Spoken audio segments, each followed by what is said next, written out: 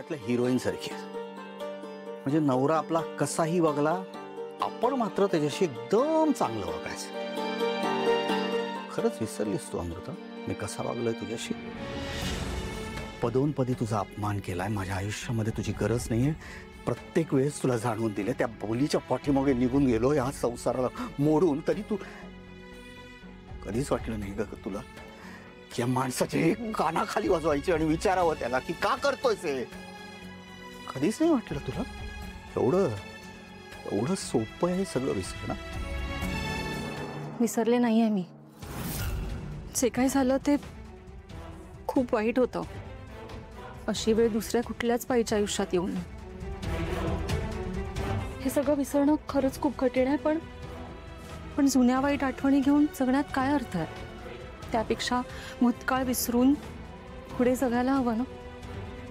आणि मला खात्री आहे तुम्हाला या सगळ्या गोष्टींची जाणीव आहे. तुम्हाला पश्चाताप होतोय म्हणूनच सगळं सोडून माझ्याकडे परत आलात ना. पश्चाताप होतोय ग मला. स्वतःची लाज वाटतेस. तिरस्कार करायला लागलोय मी स्वतःचाच. तुम्हाला होतोय ना पश्चाताप? मग झालं तर मी तुमचा राग करून तुमचा तिरस्कार करून काय होणार आहे सांगा? आणि मला एक कळलंय, आपण जेव्हा दुसऱ्याला त्याच्या चुकांची शिक्षा देतो ना, तेव्हा सगळ्यात जास्त त्रास आपल्याला होत असतो.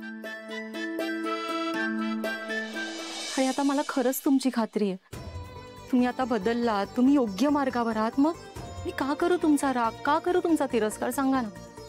काय होणार आहे त्याने? आपलंच नुकसान आहे ना त्यात. काय एवढी चांगली आहेस तू?